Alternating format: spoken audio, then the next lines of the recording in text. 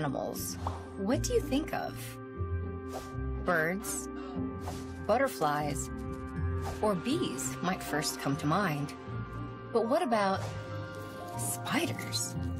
Even though they don't have wings, it turns out that spiders are actually some of nature's best aviators. So, how do spiders take to the skies?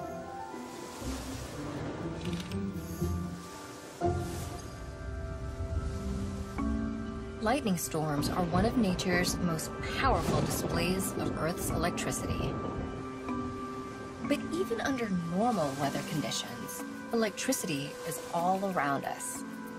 The atmosphere holds a positive electric charge, while Earth's surface holds a negative charge. Just like with magnets, similar charges repel away from each other, and opposite charges attract. This interaction creates something called an electric field.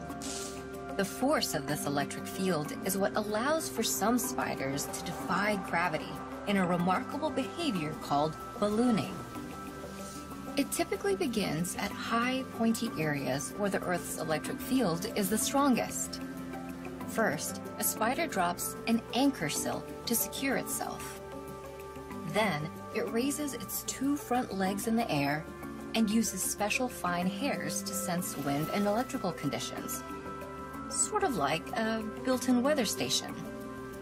If the conditions are right, the spider then tiptoes on its back legs, raises its abdomen, and releases its silk to the air. The silk strands are charged, which causes them to repel away from each other rather than tangling. This form of static electricity is just like what happens to your hair after rubbing it with a balloon. Now, ready to set sail, the spider breaks off its anchor line and lifts into the air using the force it gains from the electric field and wind. Once airborne, spiders likely use their legs to balance or control speed during their dangerous journey. Most of these trips are short, but some can last for thousands of miles.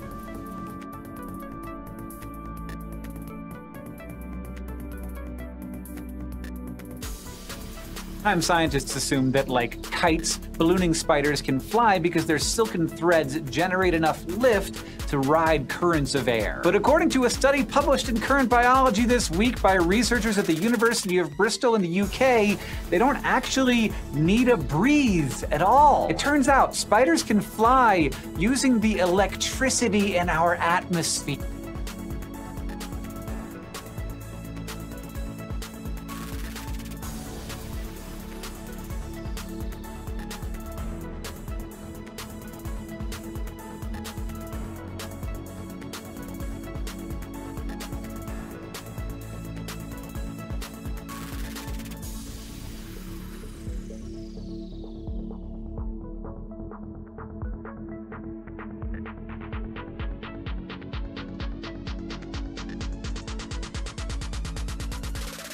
The mystery of how spiders can fly for thousands of miles even in the complete absence of wind has finally been solved.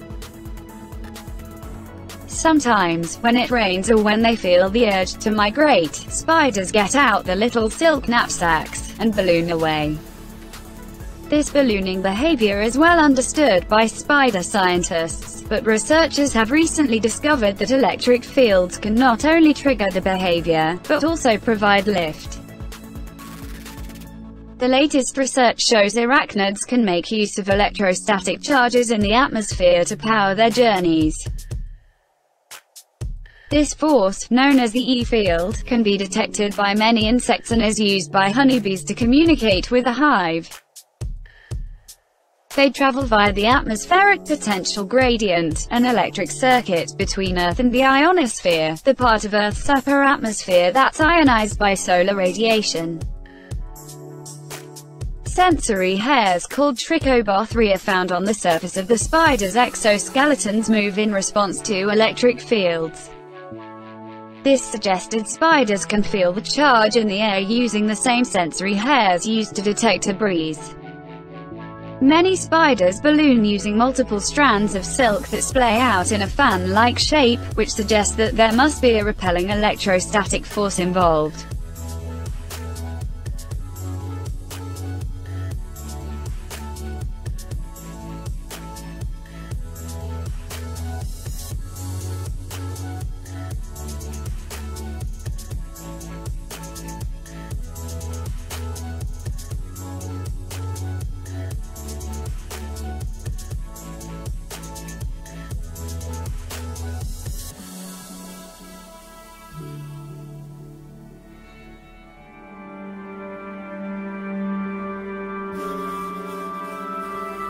For a long time, scientists assumed that, like kites, ballooning spiders can fly because their silken threads generate enough lift to ride currents of air. But according to a study published in Current Biology this week by researchers at the University of Bristol in the UK, they don't actually need a breeze at all. It turns out spiders can fly using the electricity in our atmosphere.